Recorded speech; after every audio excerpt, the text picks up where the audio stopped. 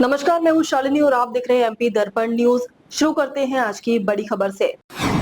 छात्रावास में मिला घुन लगा गेहूं, आटे में इल्ली। बच्चियों की शिकायत के बाद आज सुबह 7:30 बजे क्षेत्रीय विधायक इंजीनियर हरिबाबू राय ने शासकीय अनुजाति कन्या छात्रावास शाडौरा बालक छात्रावास द्वितीय शाडौरा शासकीय बालक सीनियर छात्रावास प्रथम व शासकीय अनुजातीय कन्या सीनियर छात्रावास शाडौरा में पहुंचकर किया निरीक्षण।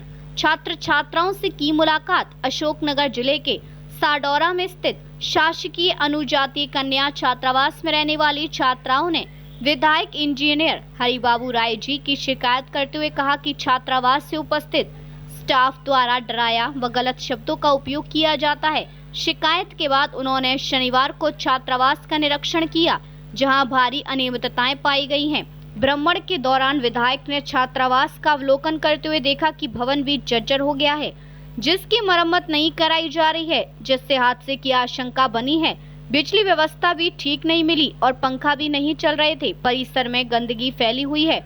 बच्चों की बातों को गंभीरता से लेकर विधायक इंजीनियर हरिबाबू राय जी ने संबंधित अधिकारियों को जांच के आदेश दिए व बालक छात्रावास द्वितीय शाडौरा का भ्रमण कर मौके पर देखा कि छत जर्जर हालात में है। कभी भी इस छात्रावास में बड़ी दुर्घटना हो सकती है, तो मौके पर एसडीएम व संबंधित अधिकारियों से फोन पर बात कर छात्रावास को खाली करने को कहा और इन बच्चियों को दूसरी जगह शिफ्ट किया जाए एवं नवीन छात्रावास बनाई जाए।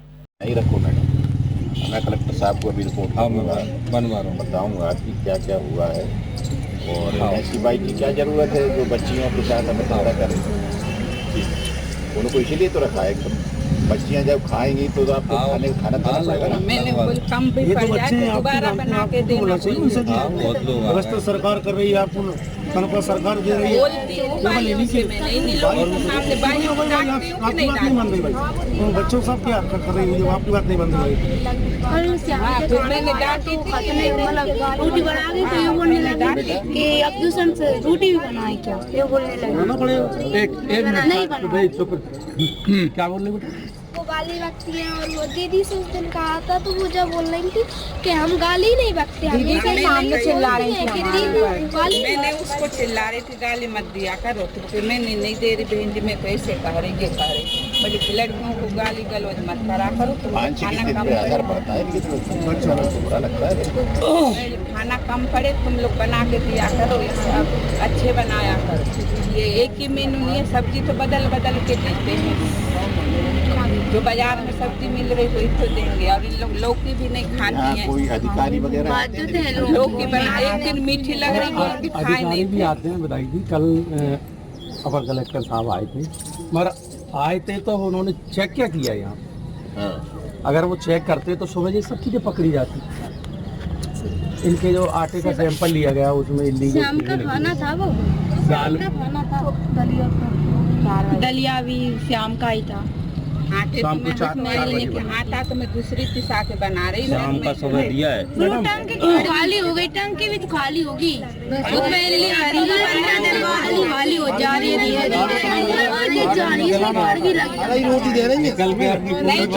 कारण से और मतलब क्या ऐसा कोई महत्वपूर्ण कार्य था जो इतने जल्दी आप साड़ो आ गए हैं? देवेश जी आपका धन्यवाद।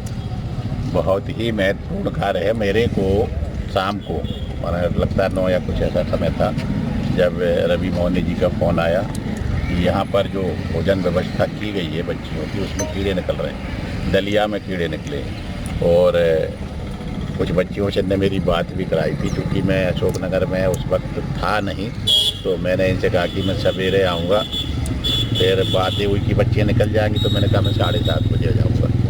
इसीलिए मैं आया हूँ। मैंने बच्चियों से ही बात की है। ये सारे हमारे साथ ही खड़े हैं, साड़ौरा के गणमान्य नागरिक यहाँ सभी हैं। और बड़ी दुख की ही बात कह सकते हैं कि सरकार की इतनी बड़ी योजना बच्चियों को शिक्षित करने के लिए कि छात्रावास की व्यवस्था बनाएंगे, उसमें उनको देख रेख के लिए अधीक्षता रखेंगे, पर ये सारी जो लापरवाही देखने में आई है जो बच्चों के स्वास्थ्य से जुड़ी हुई है, और ये गंभीर विषय है। इसलिए मैं बड़े सवेरे यहाँ आकर के मैं बच्चियों से भी बात किया हूँ, हमारे सभी साथी भी यहाँ हैं। और वास्तविकता ये है कि उनने मैडम ने भी स्वीकार किया है जो अधीक्षिका हैं कि हाँ उसमें कीड़े हैं। उसके आटे में भी पहले निकल चुके हैं। बच्चियों ने कहा कि पहले भी ऐसा हो चुका है, कीड़े निकलते रहे हैं खाने में। तो अब ये वास्तव में कार्रवाई का विषय है, इस पर ध्यान देना चाहिए। मैं आज जा कर के श्रीमान कलेक्टर साहब को अपना ये पूरा लिख पढ़ के दूंगा और उनसे बात भी करेंगे। आज हमें उनसे मिलना इसलिए आया। आपका धन्यवाद देवेश जी। मैंने जो देखा वो आप मुझसे पूछिए कि मैं हूँ इंजीनियर, मैंने भी बिल्डिंग बनाई है, मैंने भी बहुत सारे काम किए हैं। ये बच्चों की जान अभी तक बच गई है तो ये मुझे लगता है कि बड़ी ईश्वर की कृपा है। ये बिल्डिंग बिल्कुल ध्वस्त होने वाली है। मैंने एसडीएम साहब से अभी बात की है कि इसमें तत्काल ताला लगाकर बच्चों को बाहर कर दें और इनकी व्यवस्था कहीं अच्छी जगह बना दें, नहीं तो ये बच्चे बिल्कुल जान जोखिम में इनकी डली हुई है।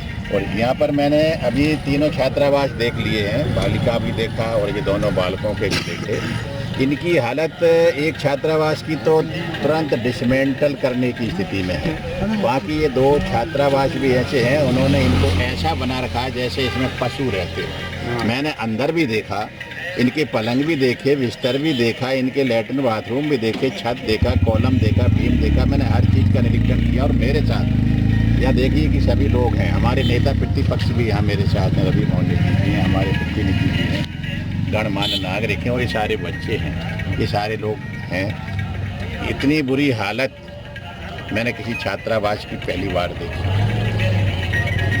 कलेक्टर से कमियां निकल रही हैं, ऐसा क्यों?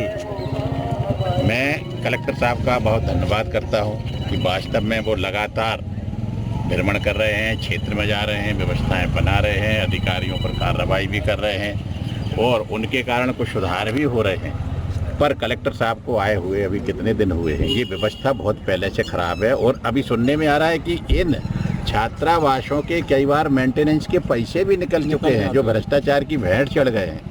मैं इस बात को भी कलेक्टर साहब को बताऊंगा कि इनकी जांच कराएं और जिन लोगों ने इसमें भ्रष्टाचार किया है और इनको बर्बाद कर दिया है, इन छात्रावासों को इस हालत में लाद दिया कि बच्चे कभी भी इसके नीचे दब सकते हैं, झालावाड़ जैसा यहाँ पर भी कोई कांड हो सकता है। मैं कलेक्टर साहब को आपके माध्यम से, मीडिया के माध्यम से ये उनका ध्यान आकर्षित कर रहा हूँ कि वो तत्काल ही यहाँ का निरीक्षण कर लें, यदि संभव हो, उनके पास समय हो, और इन छात्रावासों की व्यवस्था को देखकर इन्हें गिराना हो तो गिरा दें, पर बच्चों की जान बचा लें, ये मैं उनसे निवेदन करता हूँ।